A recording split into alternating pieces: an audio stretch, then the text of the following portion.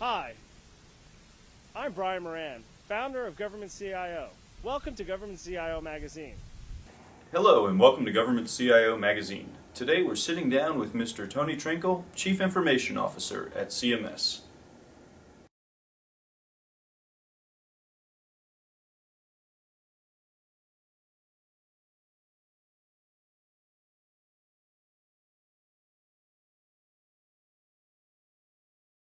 A lot of this is based on, obviously every year we look at our budget and our investments in new systems as well as the existing legacy systems. So much of this is looked at from a systems life cycle perspective. What do we have in place today? What do we have in place in the future? This technology review board that I spoke of earlier does that, as well as when we put together our 300s and other investment vehicles. We look at the existing systems and also projecting out new systems as to where they'll be utilized both now and in the future.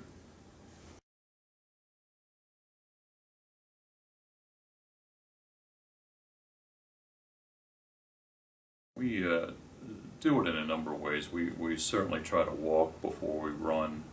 So a lot of what we do is we look at them in very specific environments, pilot test them, start using them with, for example, for mobility. I've got an iPad that I've been testing in terms of utilizing it with our infrastructure here, and we're also looking at cloud computing for some specific applications. So we pilot and test before we run. We also work very closely with the department on a number of these as well, because there's department policies and various guidelines that they do. So it's something we approach over a multi-year way of looking at things, one of which of course ties back to the life cycle of the equipment. So for example, laptops have a 4 to 5 year life, so we want to make sure that we're already moving towards the next stages with them, but also looking at where the marketplace is going. So we consult with people like the Gartners and others, and as well as looking at what are some of the best practices that not only other federal agencies do, but also the private sector as well.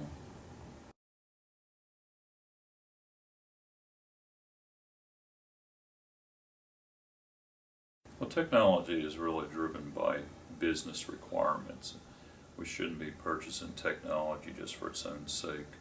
So part of that really starts off with what are our business imperatives and how are they changing over the next several years, and then how does technology support that. So we work very closely with our business partners on business transformation plans and technology transformation plans, and then look at how we can link them together over the next number of years to make sure we're meeting the changes in business. And as you know, we've had a lot of changes over the past several years because of legislative mandates, most significantly the Affordable Care Act, which has really allowed us to look at ways to change very rapidly, but at the same time it challenges us to change very rapidly. So it's kind of moved us into a different cycle of change than we've ordinarily had to have over the last 20 years.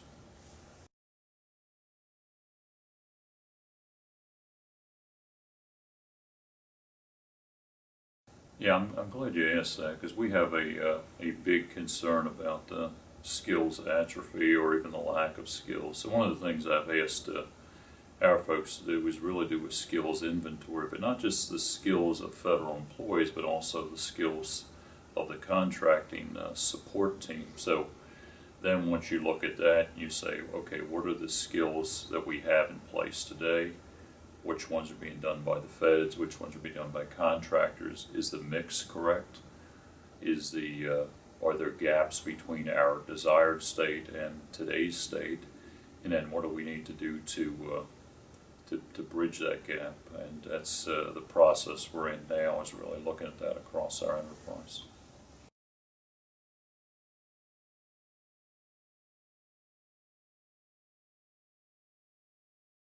Yeah, well, we're mainly a contracting shop here, a contractor shop, I should say, not as So we do a lot of contracting because we have probably 80-20, with 80% of the workforce is contractor and about 20% is federal employees. So part of what we need to look at is the mix of contractors we have, how are we managing those contracts across the various types of business lines we have, and how do we move forward in the future with getting that right set of skill sets. So you don't want to just have existing contractors who've been here forever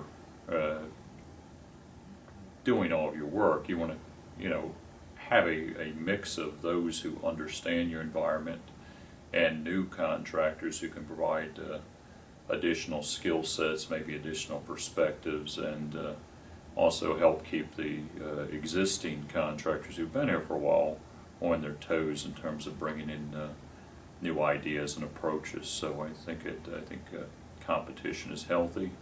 I think also as we move towards new ways of doing business, how do we develop more flexible contracting vehicles? How do we use things such as cloud computing to help drive different approaches to how we get services? And then how do we, looking down the road, what's the effective mix of contracts done by us in-house and using government-wide vehicles such as GSA schedules?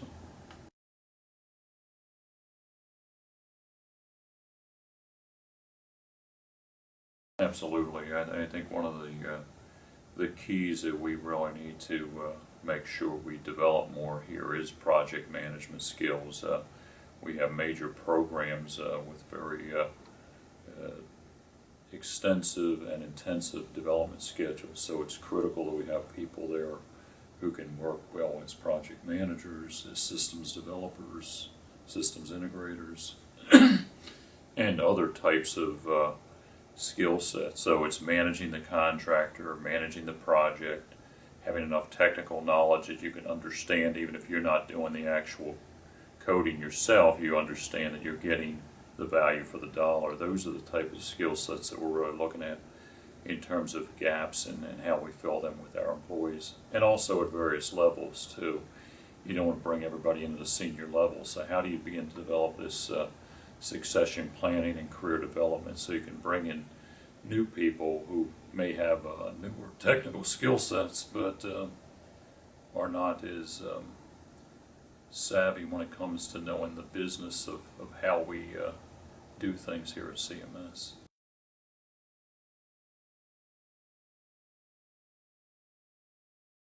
We're actually two of the areas where we're very much looking at new approaches to development, or the whole area of developing the federally facilitated exchange and the data hub to support that.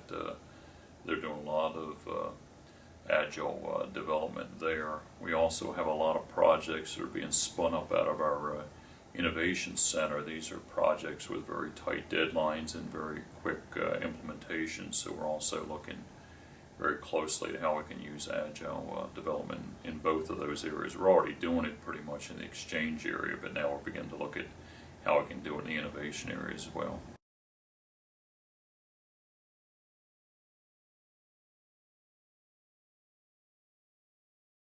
Absolutely.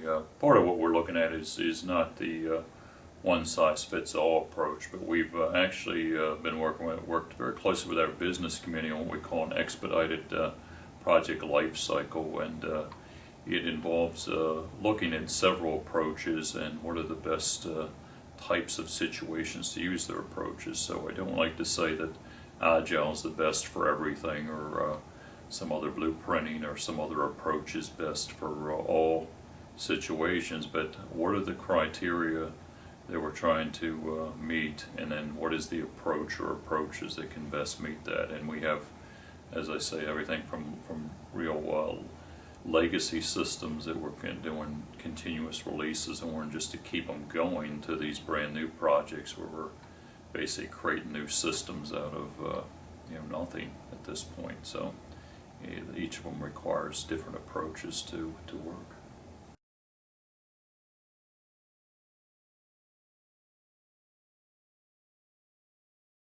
We spent a few moments talking about the work we're doing in shared services. Shared services is basically an enterprise approach that allows us to build certain types of systems that can support a variety of business processes. And one of the challenges of that is developing something that can meet various different types of business requirements. But the good part about that is it moves us away from very program-specific solutions, which is how we've done a lot of our work in the past. So, for example, we're building a enterprise identity management system that will allow us to have an enterprise approach to identity management for both providers and beneficiaries and others where we haven't in the past. We're also building an enterprise portal which will allow a lot of our stakeholders to come in and have tailored approaches to allow them to do multiple business processes with us.